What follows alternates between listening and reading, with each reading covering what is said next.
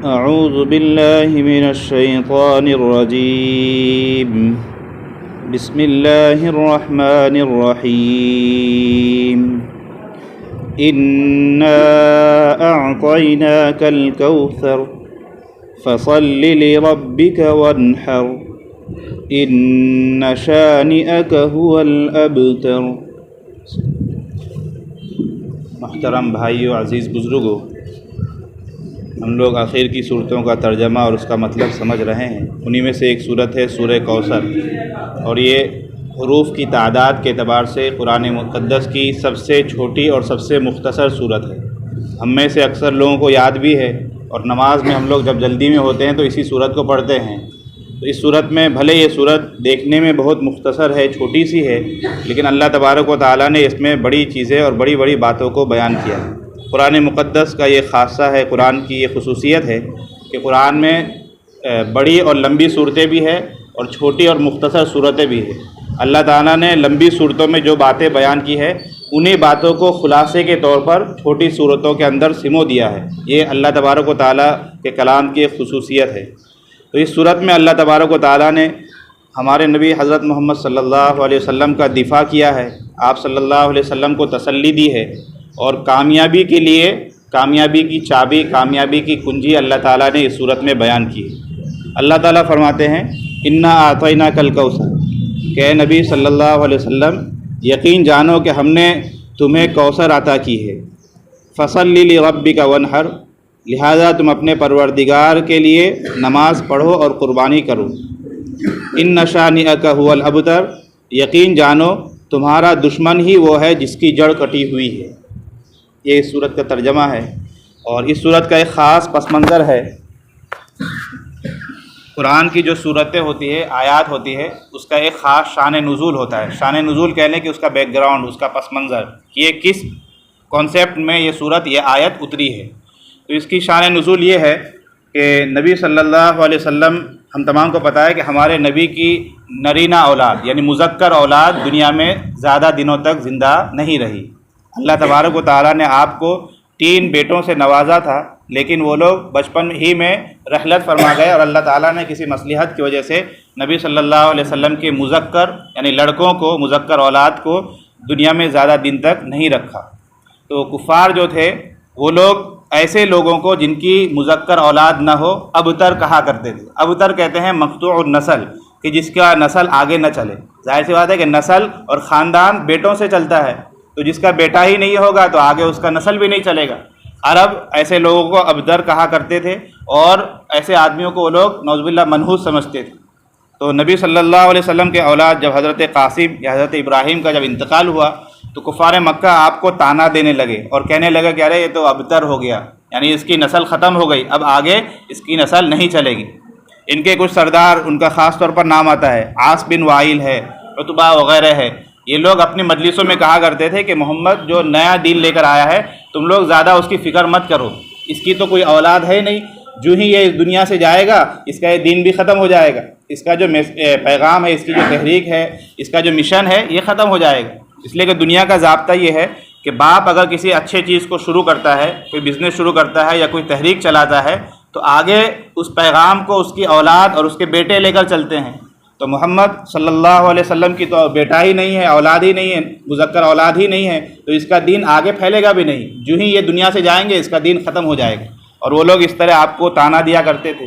ظاہر سی بات ہے کہ اس سے نبی صلی اللہ علیہ وسلم کو تکلیف ہوتی تھی، کسی بھی انسان کو تکلیف ہوگی۔ تو نبی صلی اللہ علیہ وسلم کی تسلی کے لیے اور آپ کو دلاسا دینے کے لیے اللہ تبارک و تعالیٰ نے اس صورت کو نازل کی۔ اس میں ہمارے نبی کو تسلی بھی ہے اور نبی صلی اللہ علیہ وسلم کا دفاع بھی ہے، کفار جو تانا دیتے تھے اس کا جواب بھی ہے۔ اللہ فرماتے ہیں انا اعطیناک الکوثر، اے نبی ہم نے آپ کو کوثر دیا۔ کوثر کے 2 معنی ہو سکتے ہیں۔ کوثر کا بلکہ مفسرین نے تو یہاں تک لکھا ہے کہ کوثر کی تفسیر میں تقریباً 26 اقوال ہیں، یعنی 26 طرح کی باتیں ہیں کہ کوثر سے مراد کیا ہے، اور سب کا خلاصہ یہی ہے کہ دنیا اور آخرت کی جو بھی خیر اور بھلائی ہو سکتی ہے، چاہے دنیاوی اعتبار سے ہو، جسمانی اعتبار سے ہو، حصی اعتبار سے ہو، معنوی اعتبار سے ہو، روحانی اعتبار سے ہو، دنیا اور آخرت کی تمام بھلائیوں کو کوثر کہا جاتا ہے۔ اللہ تبارک و تعالی، اور اس کا ترجمہ اردو میں کیا جاتا ہے خیر کثیر، یعنی بہت زیادہ بھلائیاں، بہت زیادہ اچھائیاں۔ تو اللہ تبارک و تعالیٰ نے ہمارے نبی صلی اللہ علیہ وسلم کو اور آپ کے طفیل، آپ کی امت کو دنیا اور آخرت کی بے شمار بھلائیوں سے اور نعمتوں سے اللہ تعالیٰ نے نوازا ہے۔ بہت ساری حدیثیں ہم لوگ سنتے ہیں کہ پورے روئے زمین کو اللہ تعالیٰ نے ہم اس امت کے لیے خاص طور پر مسجد بنا دیا کہ ہم جہاں چاہیں جس وقت چاہے عبادت کر سکتے ہیں۔ پہلی امتوں کے لیے یہ تھا کہ مخصوص عبادت خانہ ہوتا تھا، وہیں جا کر عبادت کی جاتی تھی، لیکن ہماری امت کے لیے اللہ تعالیٰ نے یہ اعزاز بخشا کہ پوری روئے زمین پر کہیں بھی ہم عبادت کر سکتے ہیں۔ اسی طرح پانی سے پہلے زمانے میں صرف پانی سے ہی پاکی ہوتی تھی، لیکن امت محمدیہ کے لیے تیمم کو بھی اللہ تعالیٰ نے رواج دی۔ تو ہمارے نبی صلی اللہ علیہ وسلم پر بھی اللہ نے احسان کیا ہے، اور آپ کے طفیل، آپ کی امت پر بھی۔ تو اسی کو اللہ تعالیٰ یاد دلا رہے ہیں کہ دیکھیے آپ کو تو ہم نے بہت بڑی بڑی نعمتوں سے نوازا ہے، لہذا جو آپ کو یہ لوگ تانا دے رہے ہیں ان کی باتوں پر آپ دھیان مت دیجئے، کبیدہ خاطر مت ہوئیے، دل چھوٹا مت کیجئے۔ ہم نے جو آپ کو نوازا ہے ان نعمتوں کو دیکھیے، بھلے آپ کے پاس بیٹا نہیں ہے لیکن بیٹے سے بڑھ کر نعمتیں ہم نے آپ کو دی ہے، لہذا ان کے تانے پر آپ کان مت دھریے۔ تو اللہ تبارک و تعالیٰ نبی صلی اللہ علیہ وسلم کو گویا کہ تسلی دے رہے ہیں۔ اور کوثر کا ایک معنی یہ بیان کیا کہ کوثر سے مراد حوض کوثر بھی ہو سکتا ہے، اور خیر کثیر میں حوض کوثر بھی شامل ہے۔ ہم نے سنا بھی ہوگا اور ہم تمام کو پتہ بھی ہوگا کہ کل قیامت کے دن جب سارے لوگ پریشان ہوں گے، دھوپ بہت چلچلاتی ہوئی دھوپ ہوگی، لوگوں کو پیاس لگے گی، تو اللہ تبارک و تعالیٰ حوض کوثر میں سے مسلمانوں کو پانی پلوائیں گے، اور جو آدمی ایک مرتبہ وہاں پی لے گا، جب تک جنت میں وہ نہیں پہنچے گا اسے درمیان میں اور پیاس نہیں لگے گی، یعنی وہ پریشان نہیں ہوگا۔ اور حوض کوثر کے بارے میں یہ ہے کہ یہ اصل میں جنت کی ایک نہر ہے۔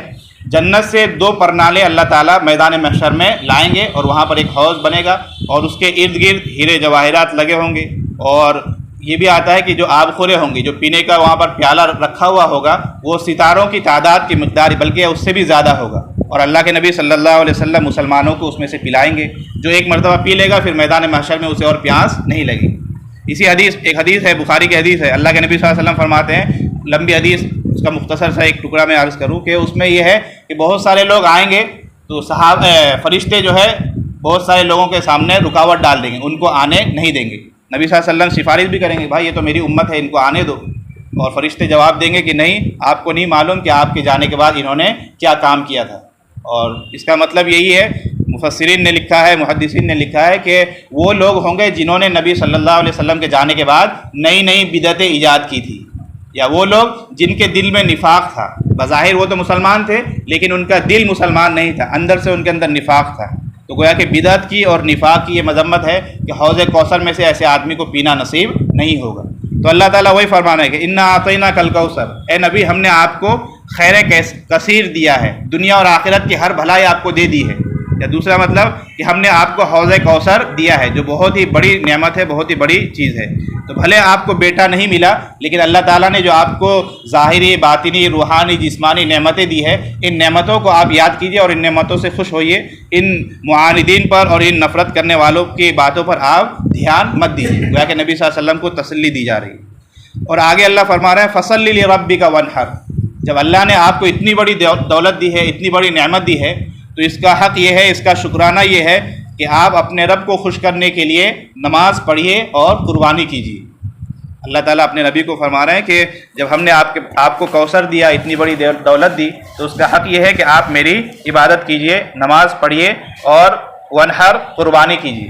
نماز، مفسرین نے لکھا ہے کہ یہاں صرف نماز کا ذکر ہے، چونکہ نماز جسمانی عبادتوں میں سب سے افضل عبادت، یعنی وہ عبادت جو ہم اپنے جسم کے ذریعے ادا کرتے ہیں، اس میں سب سے اعلیٰ، سب سے افضل عبادت نماز ہے۔ تو نماز کے ضمن میں گویا کہ تمام جسمانی عبادتیں شامل ہیں۔ اسی طرح دوسرا حکم دیا کہ ونحر، قربانی کیجیے۔ تو قربانی میں چونکہ مال لگتا ہے، جانور خرید کے لانا پڑتا ہے، مالی عبادت ہے، اور مالی عبادتیں ساری کے ساری اس میں شامل ہو گئی۔ گویا کہ اللہ تعالیٰ فرما رہے کہ آپ جسمانی طور پر بھی عبادت کیجیے اور مالی طور پر بھی عبادت کیجیے۔ عبادت 2 طرح کا ہی ہوتا ہے، بلکہ 3 طرح کے کہہ لیں۔ بعض عبادتیں وہ ہے جس میں صرف ہمارا جسم لگتا ہے، اسے جسمانی کہیں گے۔ بعض وہ ہے جس میں صرف مال لگتا ہے، جیسے کہ زکوٰۃ ہے وغیرہ، تو اس کو مالی کہیں گے۔ بعض عبادتیں وہ ہوتی ہے جو جسمانی بھی ہے، مالی بھی ہے، جیسے حج عمرہ ہے، اس میں پیسہ بھی لگتا ہے اور جسم بھی تھکتا ہے۔ تو یہ اللہ تبارک و تعالیٰ گویا کہ ہر طرح کی عبادت کرنے کا نبی صلی اللہ علیہ وسلم کو حکم دے رہے ہیں۔ پھر آگے یہ لوگ کفار چونکہ ہمارے نبی کے خلاف ماحول بنا رہے تھے، پروپیگنڈا کر رہے تھے کہ محمد صاحب کا تو کوئی بیٹا ہی نہیں ہے، تو ان کا پیغام آگے کون لے کر جائے گا؟ تو اللہ تعالیٰ ان کو جواب دے رہے ہیں وَإِنَّ شَانِئَكَ هُوَ الْأَبْتَرُ، کہ آپ کا جو دشمن ہے اسی کی جڑ کٹی ہوئی ہے، وہی ابتر ہے، اسی کی نسل آگے نہیں بڑھے گی۔ مفسرین نے لکھا ہے کہ جو لوگ نبی صلی اللہ علیہ وسلم کے خلاف ایسی باتیں کیا کرتے تھے ان کے بیٹوں کو، ان کی نسل کو آج کوئی نہیں جانتا۔ عتبہ کو، اسی طرح عاص ابن وائل کو، کعب ابن اشرف یہودی کو، ان کے بیٹوں کا ہم میں سے میرے خیال سے کسی کو نام پتہ نہیں ہوگا۔ تو قرآن یہ کہتا ہے کہ اے نبی، یہ لوگ جو آپ کو چڑھاتے ہیں، آپ کو تانا دیتے ہیں، انہی کی نسل کٹی ہوئی ہے، انہی کی نسل نہیں چلے گی، آپ کی نسل تو ماشاءاللہ خوب چلے گی۔ اور ہم دیکھتے ہیں کہ آج مسلمان جہاں بھی ہیں سارے مسلمان گویا کہ روحانی اولاد ہیں، اپنے نبی کی روحانی اولاد ہے۔ کل قیامت کے دن امتوں میں سب سے بڑی تعداد ہمارے نبی کی ہوگی، اور نبی صلی اللہ علیہ وسلم خود فرماتے ہیں کہ مجھے اس بات پر فخر بھی ہوگا، یعنی خوشی بھی محسوس ہوگی کہ تمام امتوں میں سب سے بڑی امت اور تعداد کے اعتبار سے سب سے کثیر امت ہمارے نبی کی ہوگی۔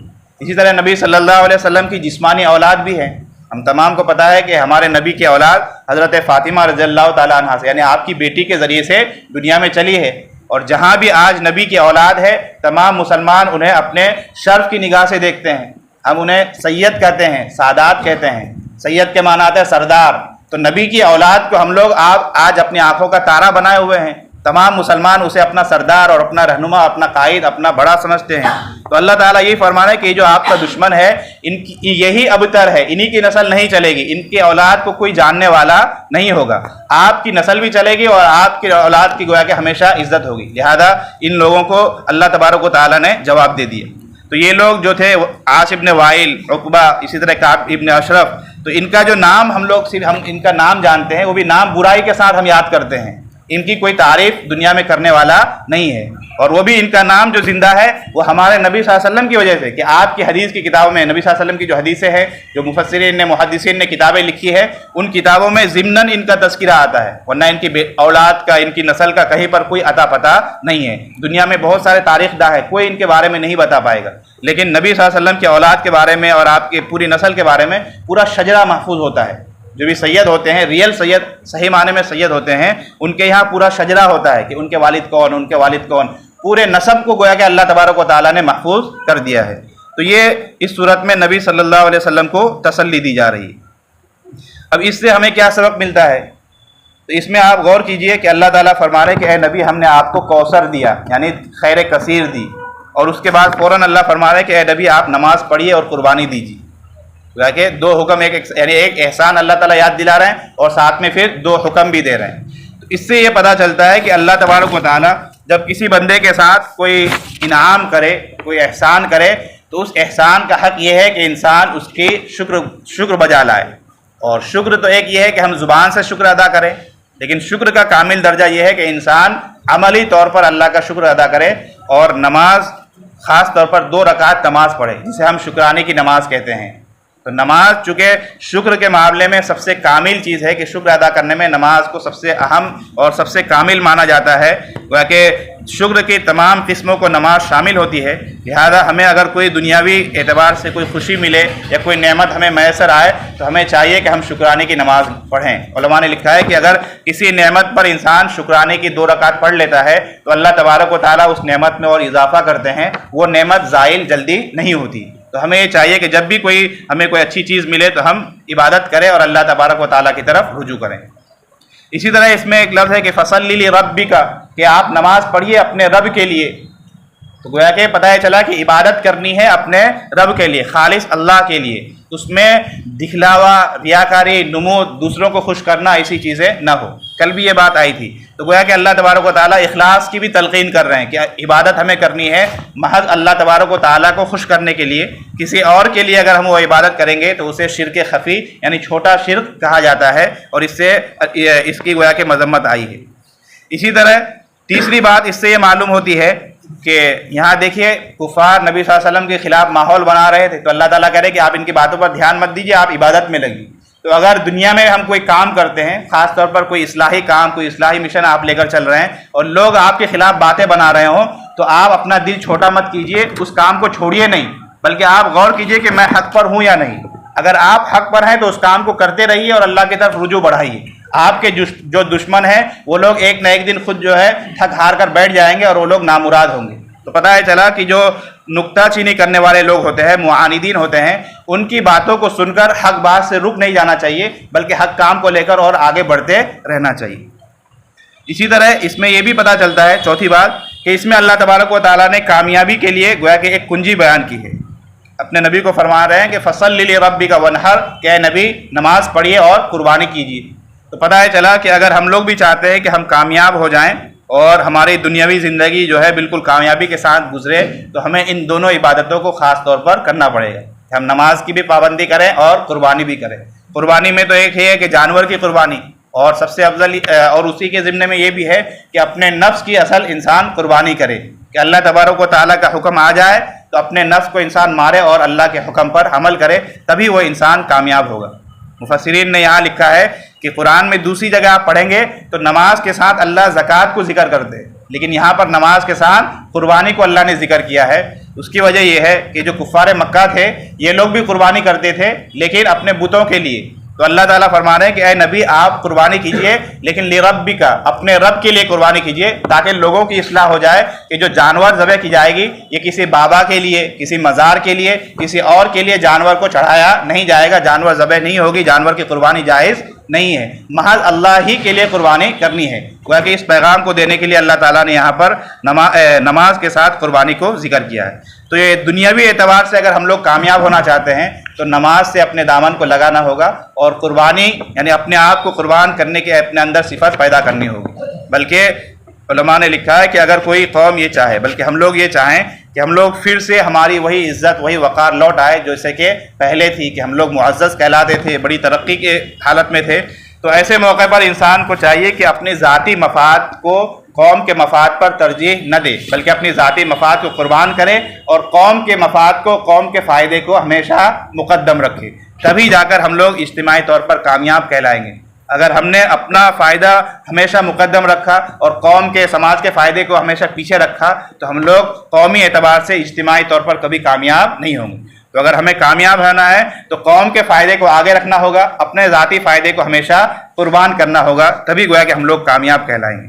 تو یہ سورہ کوثر ہے جس میں اللہ تبارک و تعالیٰ نے یہ باتیں بیان کی ہے کہ نبی صلی اللہ علیہ وسلم کو تسلی بھی دی ہے، اور آپ صلی اللہ علیہ وسلم کی امتوں کو دو باتوں کی اللہ نے تاکید کی ہے کہ ہمیں جسمانی عبادت بھی کرنی ہے اور مالی عبادت بھی کرنی ہے، اور خاص طور پر نمازوں کا اہتمام کرنا ہے اور اپنے اندر قربانی دینے والی صفت پیدا کرنی ہے. اگر ہم یہ بات کریں گے تو یہ گویا کہ ہم دنیا میں کامیاب کہلائیں گے. تو اللہ تعالیٰ فرما رہے ہیں انا اعطیناک الکوثر، اے نبی یقین جانیے ہم نے آپ کو کوثر یعنی خیر کثیر عطا کی. فصلی لربک وانحر، لہذا اس کے شکرانے کے طور پر آپ اپنے پروردگار کی خوشنودی حاصل کرنے کے لیے نماز پڑھیے اور قربانی کیجیے. ان شانیک هو الابتر، یہ جو دشمن آپ کو ستا رہے ہیں ان کی باتوں پر کان مت دھریے. یقین جانیے تمہارا دشمن ہی وہ ہے جس کی جڑ کٹی ہوئی ہے، وہی مقطوع النسل ہے، اس کی نسل کو آگے کوئی لوگ یاد نہیں رکھیں گے، آپ کی نسل بھی چلے گی اور آپ کا درجہ بلند بھی ہوگا.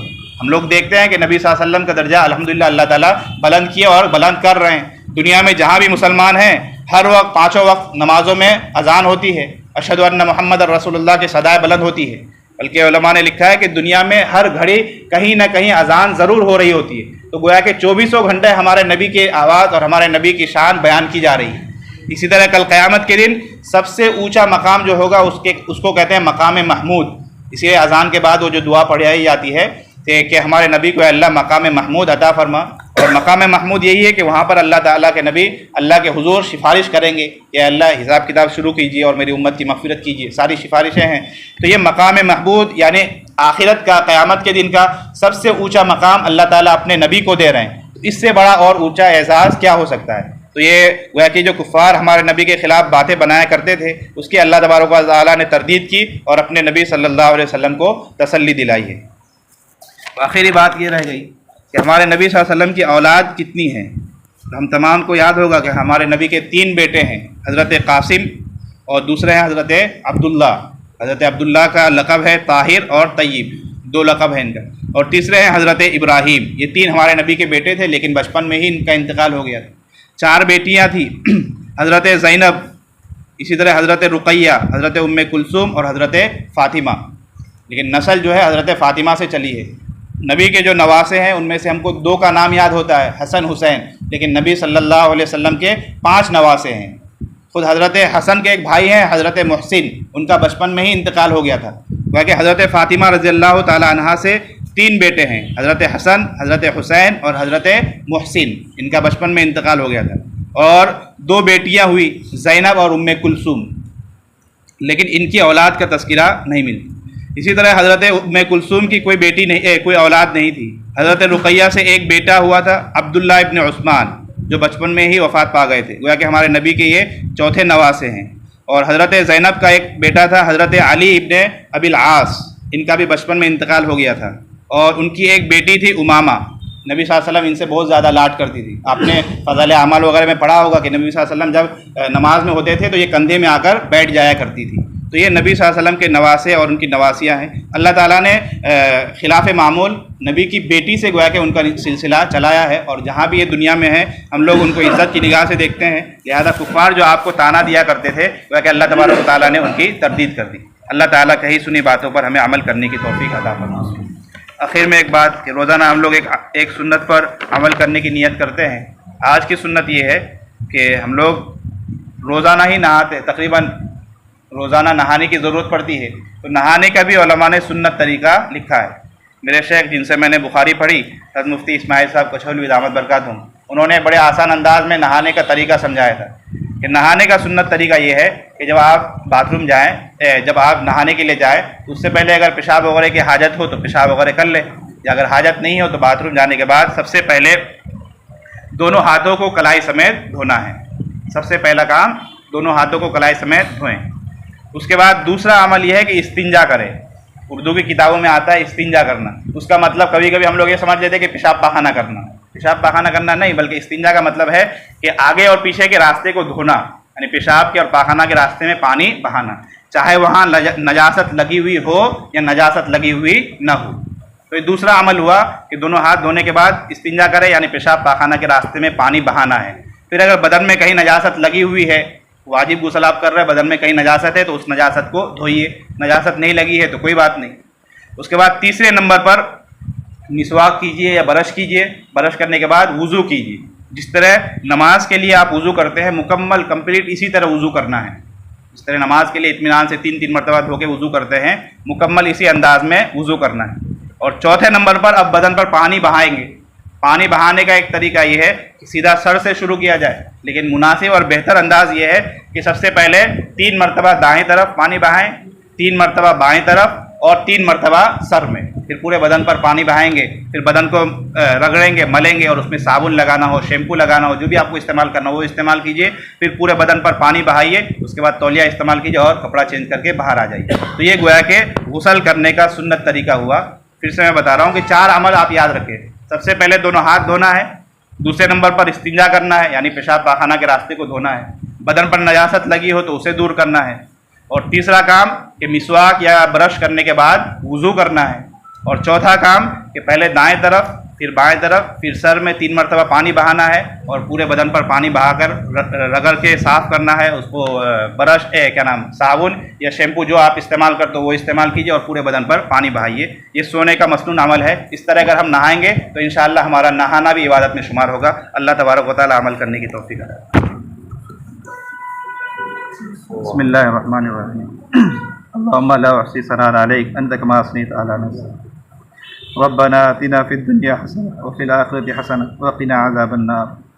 الہ العالمین ہم تمام کے گناہوں کو معاف فرما۔ یا اللہ رمضان کا مبارک مہینہ چل رہا ہے، ایک عشرہ ختم ہو گیا، اے اللہ ہم سے جو کمی کوتاہی رہی اے اللہ اس کو معاف فرما۔ اے اللہ دوسرا عشرہ آ گیا، اس کی قدردانی کی توفیق عطا فرما۔ الہ العالمین ہم نے جو پڑھا جو سنا اس پر عمل کرنے کی توفیق عطا فرما۔ الہ العالمین قرآن کو سمجھ کر پڑھنے کی توفیق عطا فرما۔